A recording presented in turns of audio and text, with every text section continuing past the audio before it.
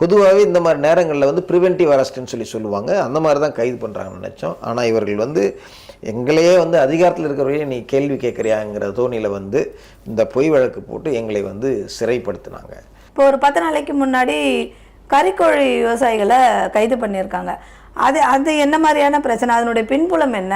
அதாவது தமிழக விவசாயிகள் பாதுகாப்பு சங்கம் அப்படிங்கிற அந்த ஒரு சங்கம் வந்து இந்த கறிக்கோழி உற்பத்தி செய்யக்கூடிய விவசாயிகளுக்கு போதுமான கூலி வளர்க்குறதுக்கு வந்து கூலி கிடைக்கல.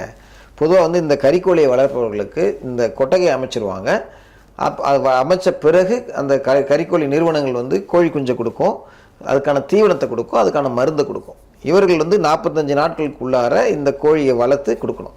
அப்போ அந்த வளர்ந்த பிறகு இவங்க வந்து இந்த கோழி எடை போட்டு ஒரு கிலோவுக்கு ₹6.50 அப்படிங்கிற வீதம் வந்து தராங்க. அது 1, 2 கொஞ்சம் முன்ன பின்ன ₹1, ₹2 சேர்ற மாதிரி இருக்கும்.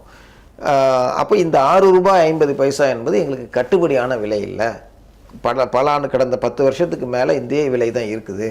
அதனால் எங்களுக்கு இதை உயர்த்தி ₹20 நீங்கள் கொடுக்கணும் அப்படிங்கிறதான் இந்த கறிக்கோழி வளர்ப்பவருடைய அந்த சங்கத்தினுடைய கோரிக்கை.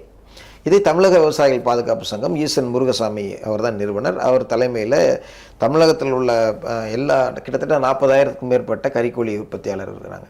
அவர்களை திரட்டி பல்வேறு ஆர்ப்பாட்டங்கள் நடத்துகிறாங்க, மனுக்கள் எல்லா இடத்துலையும் கொடுக்குறாங்க, கால்நடைத்துறை இயக்குநர்கிட்ட மனு தராங்க. எல்லாமே கொடுத்து அது வந்து சரியாக இன்னும் வந்து ஒரு பேச்சுவார்த்தை நடத்தி முடிக்கலை. அவர்களை மிரட்டுறாங்க. நீங்கள் ஏற்கனவே எங்கள்கிட்ட ஒப்பந்தம் போட்டிருக்கிறீங்க, நீங்கள் இப்போ கோழி குஞ்சு இறக்கலை அப்படின்னா உங்களுக்கான நாங்கள் இனிமேட்டு இறக்க மாட்டோம், இல்லை நீங்கள் ஒப்பந்தம் போட்டிருக்கிறீங்க, ஒப்பந்தத்தை மீறிட்டீங்க அப்படின்னு சொல்லி விவசாயிகளையும் மிரட்டுறாங்க. அப்போது இந்த சங்கத்தினர் போயிட்டு நீங்கள் எப்படி மிரட்டலாம், பேச்சுவார்த்தை முடியாமல் இருக்கும்போது எப்படி பண்ணலாமா? இவர்கள் வந்து வேலை நிறுத்தம் பண்ணுறாங்க. இப்போ 1/1/2026 கறிக்கோழி உற்பத்தியை நாங்கள் நிறுத்துகிறோம், எங்களுக்கு போதுமான கூலி கிடைக்காத வரை செய்ய மாட்டேன்னு சொல்லி ஓரணியில் திரண்டு நிற்கும் பொழுது இந்த கறிக்கோழி நிறுவனங்கள் கிட்டத்தட்ட ஒரு 20 நிறுவனங்கள் இருக்குது. இந்த நிறுவனங்கள் வந்து விவசாயிகளுக்கு தனிப்பட்ட முறையில் போய் நெருக்கடி தராங்க.